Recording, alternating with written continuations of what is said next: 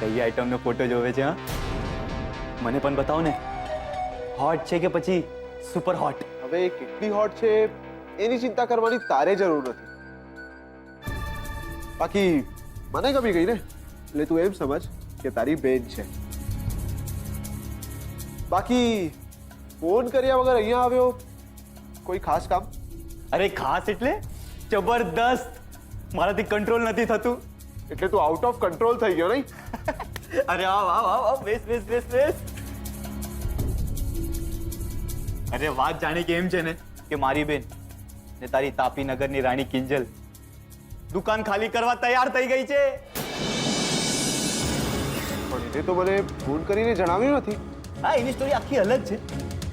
માસુક અંકલે મને એમ કહ્યું કે તું કિંજલના ટી સ્ટોલ પર જઈને રિયલ એસ્ટેટની એજન્સી ચાલુ કરી દે અને ત્યાં કાળો કેર વર્તાવી દે. એટલે હું તો ટેબલ ખુરશી લઈને ત્યાં પહોંચ્યો અને વચ્ચે પાર્ટીશન મારી દીધું. તેને એકદમ જબરદસ્ત સમાચાર. અને બીજો પ્લાન, સેજલની બદનામી. લગન પહેલા જેને મને મામું બનાવી દીધો ને, મારો પણ તો હક બને ને આખા તાપી નગરમાં પેંડા વેચવાનો. સોશિયલ મીડિયા પર હું લખી દઈશ, લગન પહેલાની રંગીન. હા,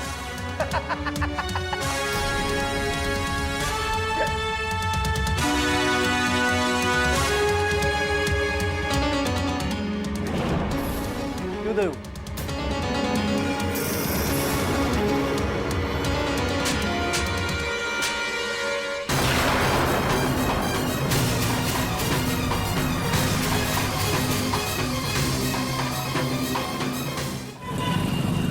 ગુલાબ, મેં તને કહ્યું ને, પ્લીઝ માથાકૂટ નહીં કર.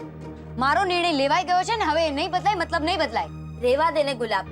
આમ પણ કિંજલને છે ને આજકાલ પોતાનું ધાર્યું કરવાની આદત પડી ગઈ છે. ને તને સંભળાવાની. એટલે જેમ પ્રેક્ટિસમાંથી સીધી દુકાને આવી ગઈ ને, રહી જતી હતી પાછી બોલ્યા વગરની. જરાય નહીં. હા તો હું ગુલાબને ઘણા ટાઈમથી મળી નથી, એટલે મને થયું કે લાવ ગુલાબને મળતી આવું. સેજલનો ફોન. સેજલ દીદીનો ફોન. લાવ લાવ લાવ. શું કરે? હેલો સેજલ દીદી, કેમ છો? મને યાદ કરો છો કે નહીં? અમે તો તમને બહુ બહુ બહુ બહુ બહુ યાદ કરે છે. અચ્છા, જ્યારે હું લગ્ન કરીને આવી હતી ત્યારે તો પાણી આપતી વખતે તું મારી સામે આંખો કાઢીને ઘુરક્યા કરતી હતી. હા, એ તો મારે રૂપેશ જીજુના ચપ્પલ ચોરી પૈસા પડાવાતા.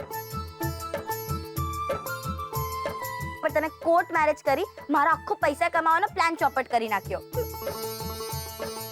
એટલે હા, બાકી તમારી રૂપા શું કરે છે? હા, એ રૂપા કોને કહે છે? રૂપેશ છે. હા હા હા, ખબર છે. બસ તને યાદ કરીએ છીએ અમે. સાંભળ ને, અમે વિચારતા હતા કે તું અને કિંજલ આવો ને ઘરે. ઘરે? ઘરે આવવાનું કહે છે. હેલો, એક મિનિટ. કિંજલ સાથે વાત કરો. હા સેજલ, બોલ. સાંભળ ને કિંજલ, મમ્મીજી અને પપ્પાજી દુબઈ ગયા છે. હું અને રૂપેશ એકલા જ છીએ. તો તમે બંને આવો ને ઘરે. તમે આવશો ને તો મજા આવશે. પણ પપ્પા નહીં માને.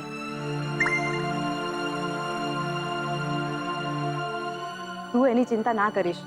રૂપેશ વાત કરી લેશે પપ્પા સાથે. હા પણ સેજલ, મને આ બધું યોગ્ય નથી લાગતું.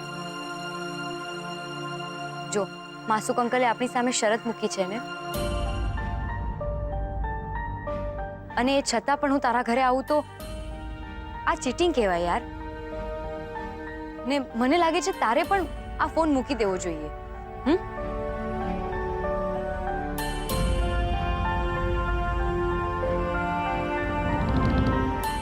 મને લાગે છે તારે તારા શબ્દોને માન આપવું જોઈએ.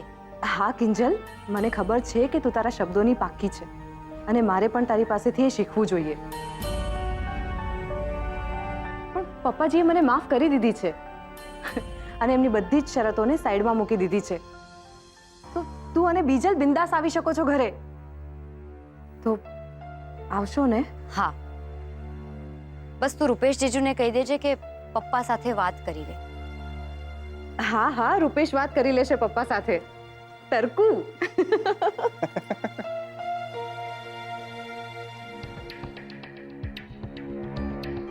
ગુલાબ, આ બીજલ ક્યાં ગઈ?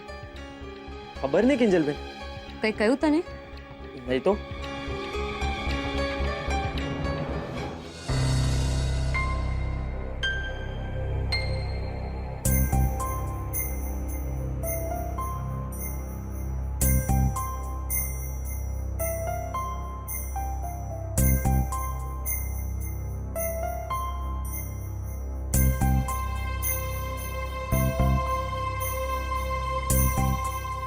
પપ્પા પ્લીઝ કંઈક તો બોલો. મને અહીંયા આવીને અડધો કલાક થઈ ગયો છે, કંઈક તો બોલો. તો મેં નથી બોલાવ્યા તમને અહીંયા, કે નથી કહું કે તમે અહીંયા ઉભા રહો. જઈ શકો છો તમે. દરવાજો ક્યાં છે? પપ્પા પ્લીઝ, આઈ એમ સોરી, ભૂલ થઈ ગઈ. ભૂલ? લગ્ન પહેલા મર્યાદા ઓળંગો ને એને ભૂલ ન કહેવાય, પાપ કહેવાય, પાપ. અને આ પાપને કારણે મારે કેટલું સાંભળવું પડ્યું છે એની તમને ખબર છે રૂપેશ સંઘવી?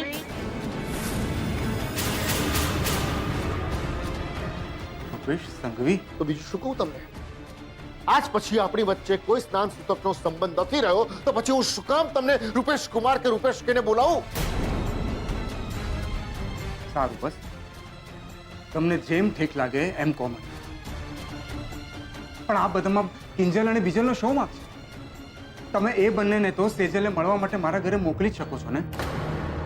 અને મમ્મીજીનું પણ કેટલું મન છે સેજલે મળવાનું.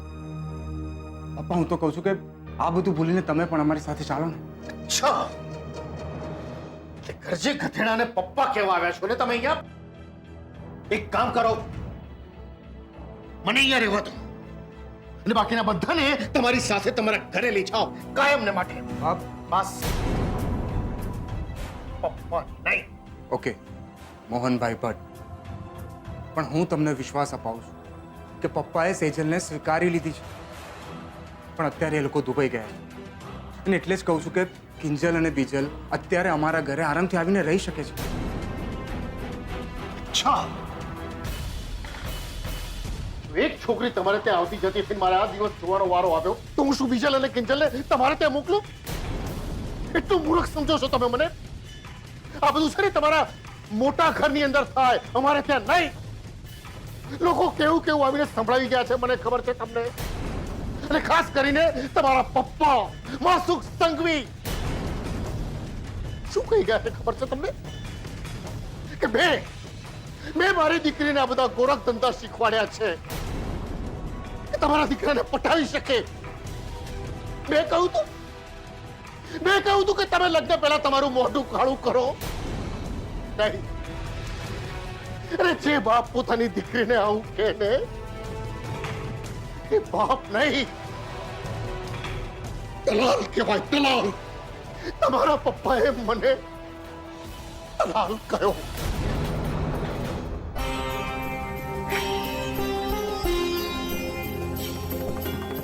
માન્યો કે હું નાનો માણસ છું, મજબૂર છું, જરૂરતમંદ છું. પણ એનો અર્થ એ નથી કે દીકરીઓની દલાલી કરું એટલો હલકટ માણસ છું. તો સાહેબ, વાહ,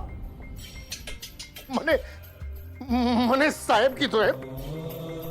પૂછો તમારા પપ્પાને જઈને કે હું સાહેબ કહેવાને લાયક છું કે નહીં. તમારા પપ્પાએ તો મને ચા વાળો કહ્યો છે, ચા વાળો. એ પણ એક વાર નહીં, અનેક વાર. મારે તો એમને આમ લાભ કરવાની.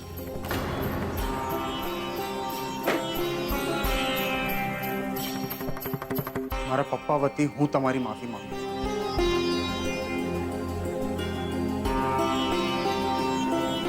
ને હું તમને 4 વાર સલામ કરું છું. 4 વાર. હવે તો તમને કોઈ વાંધો નથી ને? હવે તો મોકલશો ને કિંજલ અને બીજલને એની બેનના ઘરે? બેન? અરે આપણી વચ્ચે કોઈ સંબંધ જ નથી રહ્યો, પછી હું શું કામ મોકલું મારી દીકરીઓને તમારે ત્યાં? તમે જીદ કરી રહ્યા છો. જીત એટલે જીત કરવાનો અધિકાર તમારા જેવા મોટા માણસોને જ હોય છે એમ? અમને નહીં. પ્લીઝ, હું કબૂલું છું કે જે કંઈ પણ થયું એ નહોતું થવું જોઈતું. પણ સેજલની બદનામી થાય એની પહેલા જ મેં એને મારી પત્નીનો દરજ્જો આપી દીધો છે ને. તો પછી તમને શું પ્રોબ્લેમ છે? નહીં, કોઈ પ્રોબ્લેમ નથી મને. નહીં, કોઈ નહીં. અરે લોકો ગમે તેટલું આવીને મને સંભળાવી ગયા. કોઈ પ્રોબ્લેમ નથી મને. બસ અહીંયા તો હું ભલો ને મારી મોઢા ઉપરની આંગળી પલી. બસ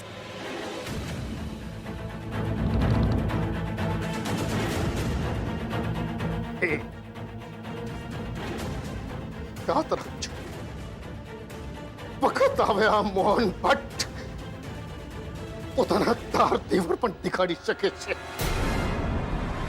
પપ્પા મારી ના પાડી દે. પપ્પા નહીં, પપ્પા નહીં. કેટલી વાર તને કહ્યું? નીકળ અહીંયાથી, નીકળ બહાર. વિશ્વાસઘાત કર્યો છે તે મારી સાથે. કાઢું છું તને હું, કાઢું છું.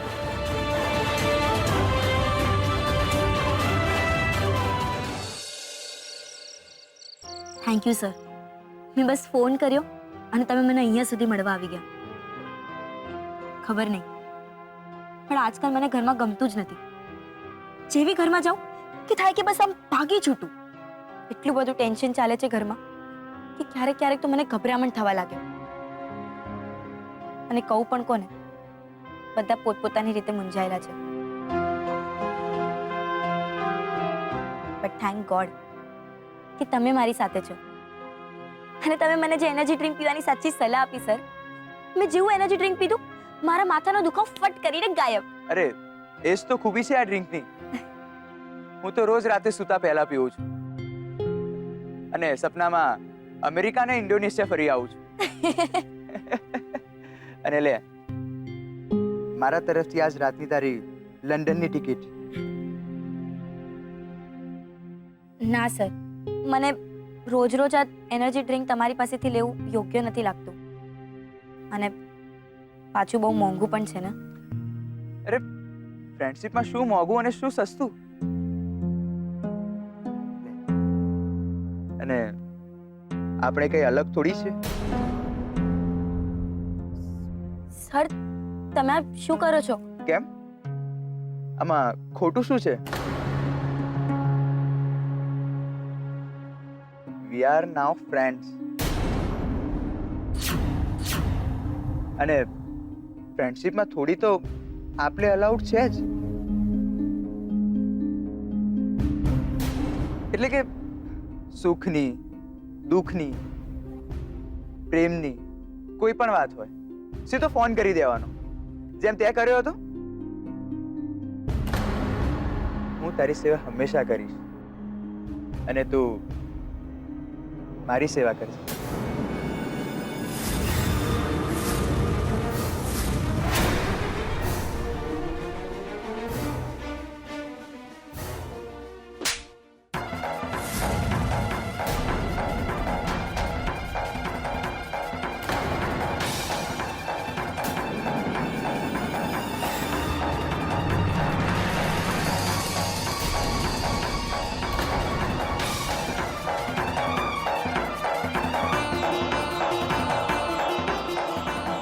થઈ ગઈ આપલે.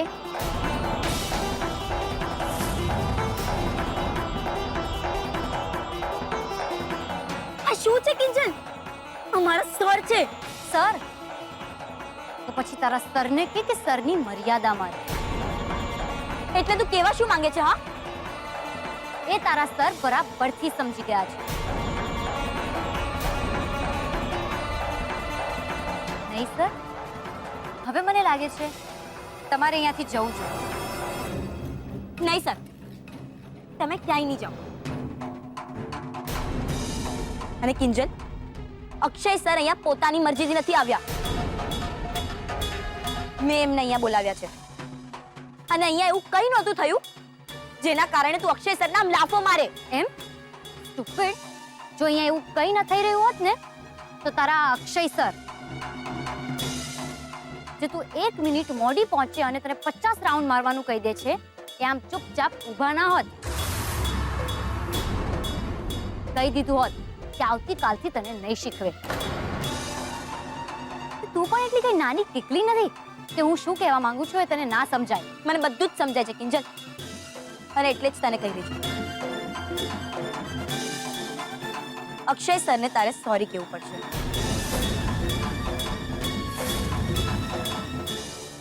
શું? હા, બોલ સોરી.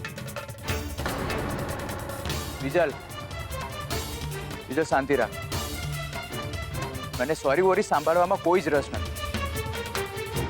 મને લાગે છે કે આ મિસઅન્ડરસ્ટેન્ડિંગના કારણે જ થઈ રહ્યું છે. આપણે આ વાતને અહીંયા જ ફૂલ સ્ટોપ પર મૂકી દઈએ. ના સર, કિંજલને આમ પણ લોકોને લાફો મારી દેવાની આદત છે. ખબર છે ને કિંજલ, તારા આ જ એટીટ્યુડના કારણે ઉત્કર્ષ તારો દુશ્મન બની ગયો છે. અને એટલે જ હું કહી રહી છું, આજે તારે સોરી પણ કહેવું પડશે અને હાથ પણ જોડવા પડશે.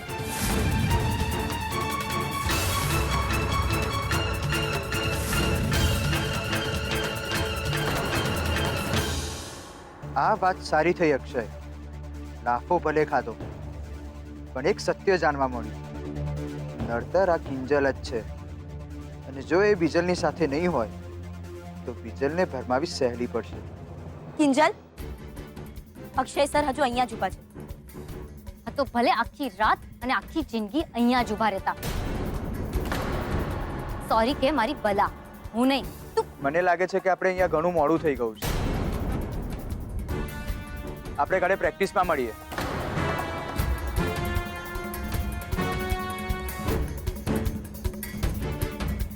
કરી લીધી પોતાની મનમાની. કોઈ પણ વાત સીધી ચાલતી હોય તો તને ગમે નહીં, હે ને?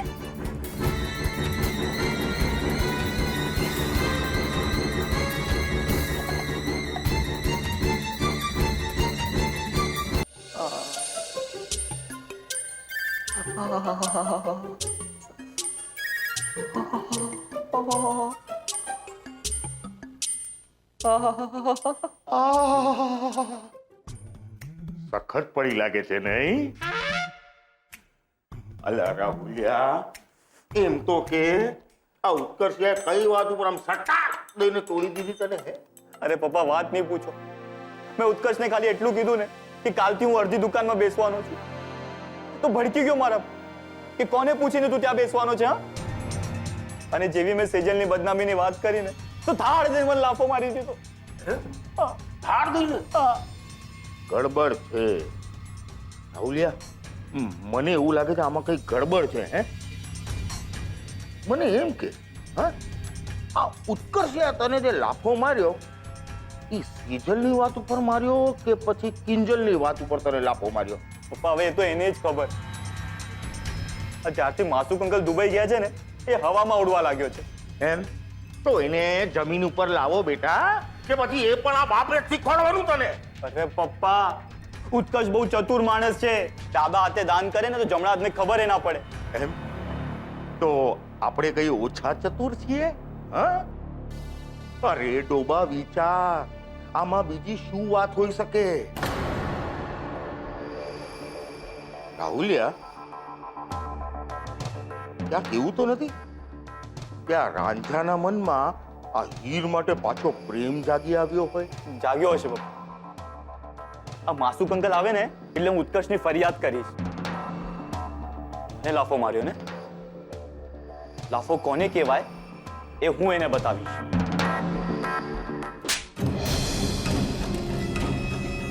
આને કહેવાય